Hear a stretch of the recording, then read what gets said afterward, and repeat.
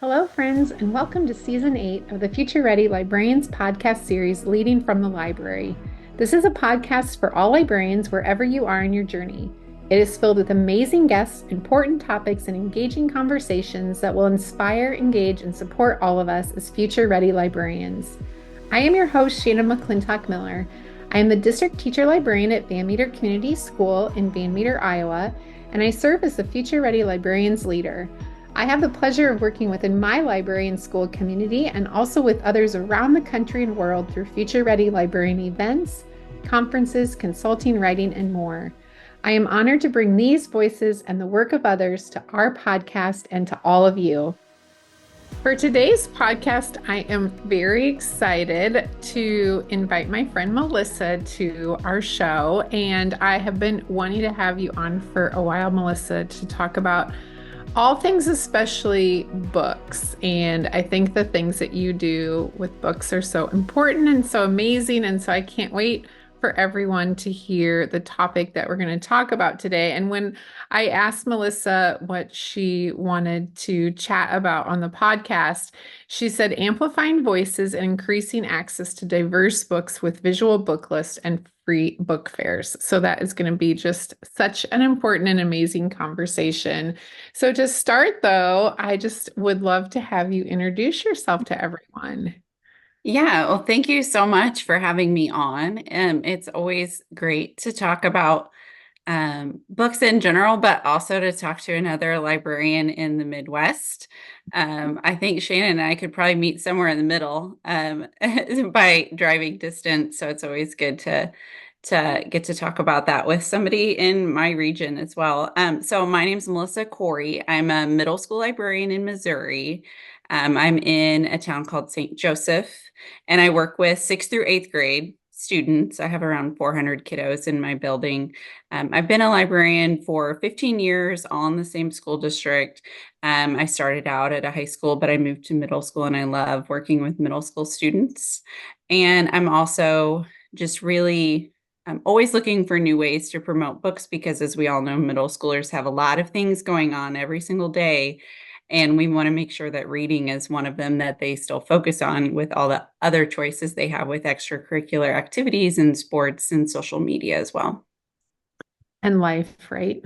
Oh, yeah. I think about all the things, like working with middle school kids, and every day it's something different. And we have in our school, we have all of our kids from preschool to 12th grade in one building. And so we get to see the kids too, as they are in elementary and then they get in middle and go to high school. And that middle school age group is just so important, and it's one of my favorites to work with because of how things change and their needs and the things that we can talk to them about and influence them and help them make a lot of decisions and just choices in their life too, right?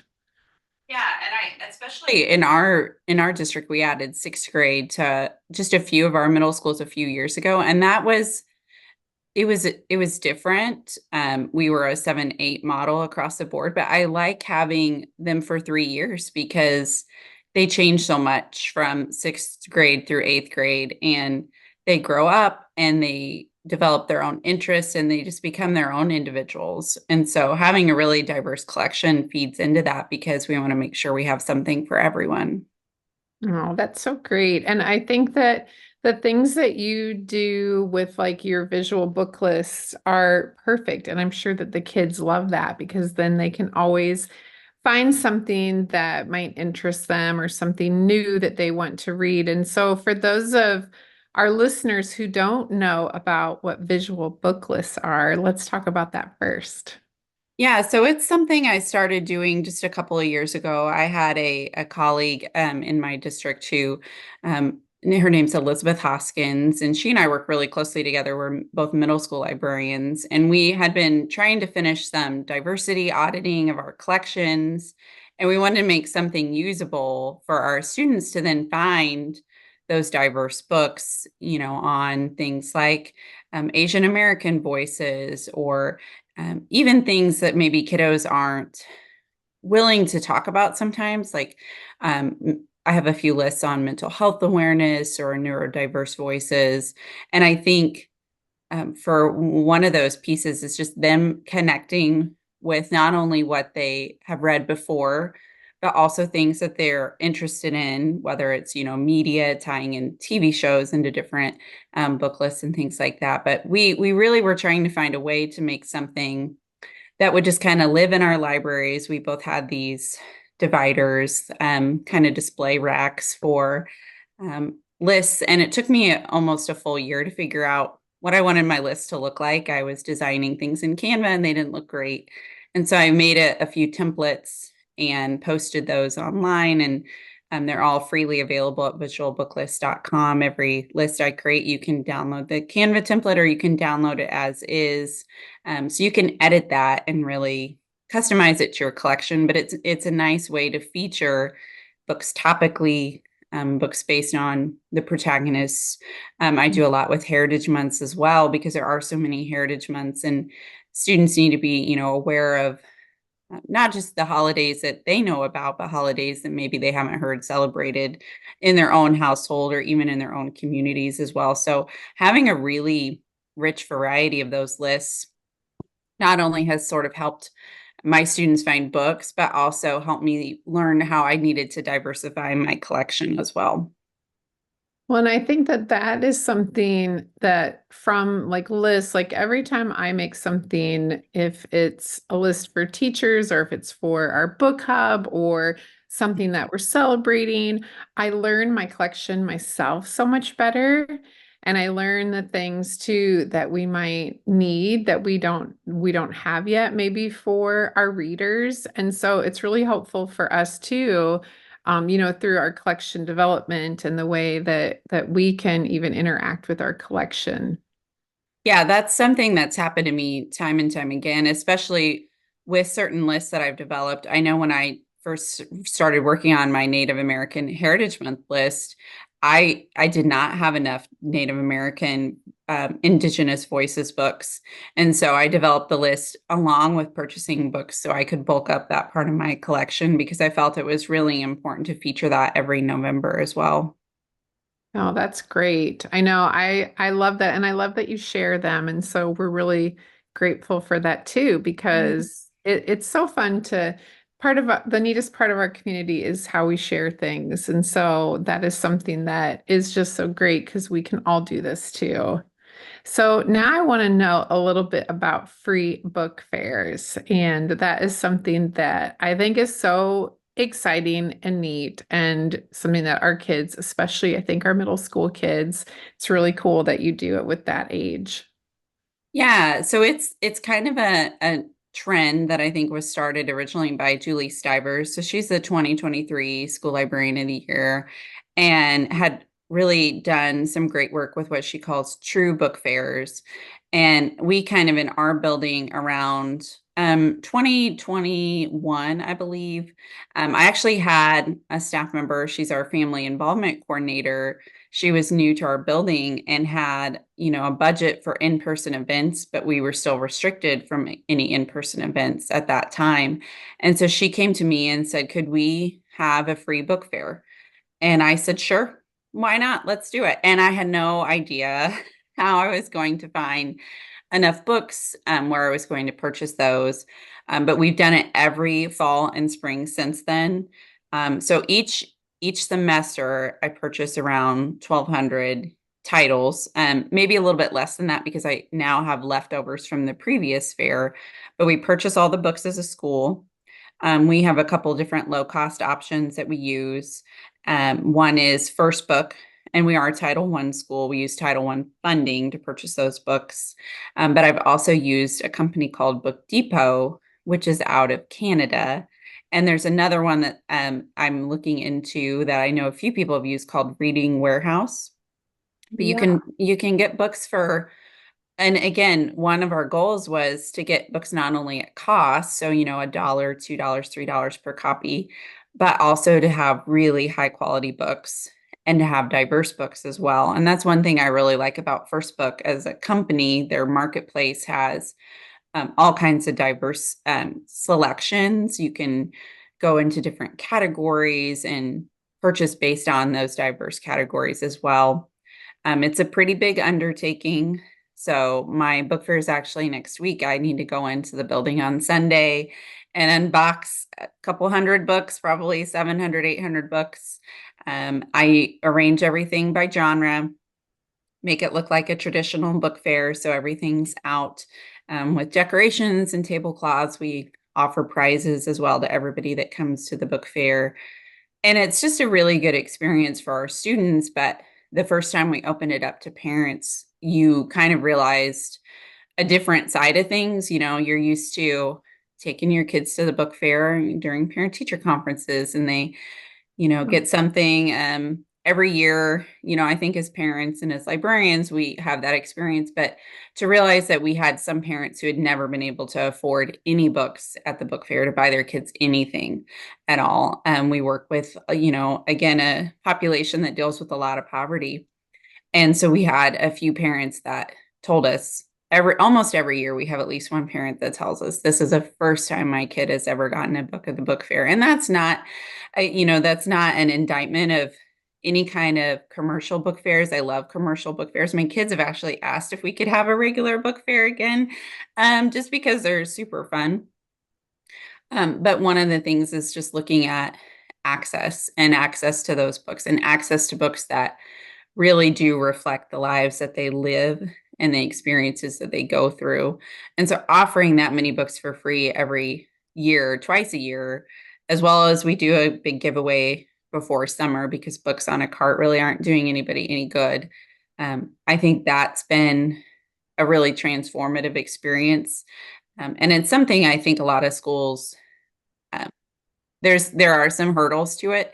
Again, funding is probably the biggest one, but I think if you have a really supportive community, you can fundraise, you can find grants, you can look into PTA offerings.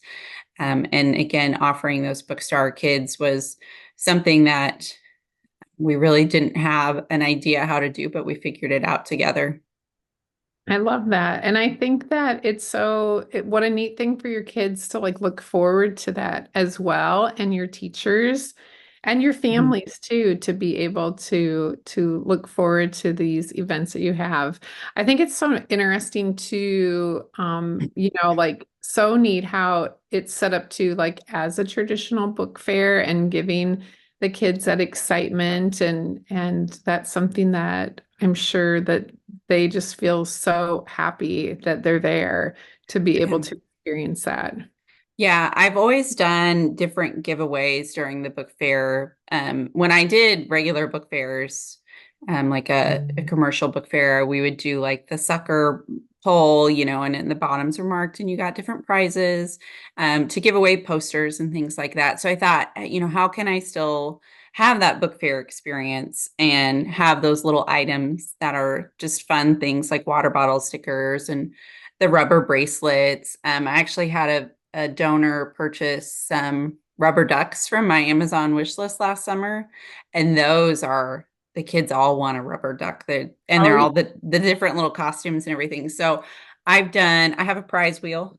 It's just from IKEA. You can also get like Plinko boards and things like that from Amazon, but they spin the prize wheel, and if they get an even number, they get, one prize, and odd number is a different prize. I've also done in the past, I did golden tickets hidden in the books as well.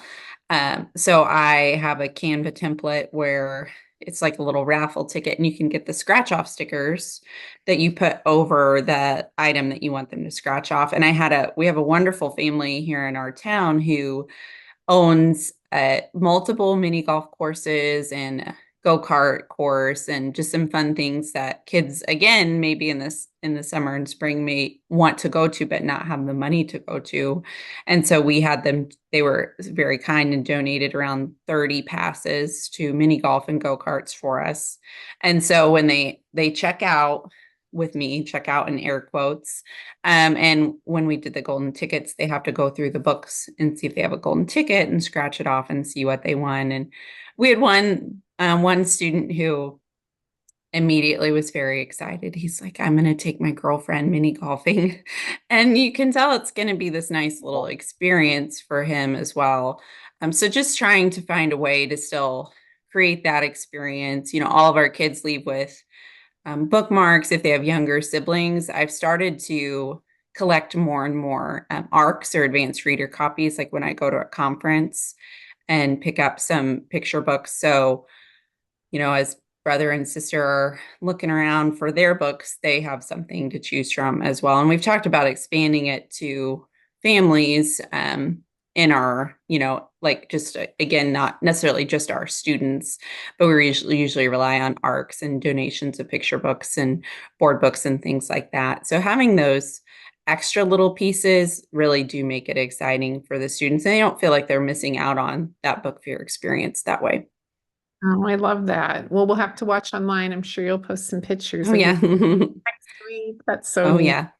Yeah. Oh, I love it. Well, and I think like listening to the things that you do with books and just that inspiration that you can give librarians who are listening, just talk a little bit about, and you have um, earlier in our conversation, but just that importance of featuring diverse books in your library.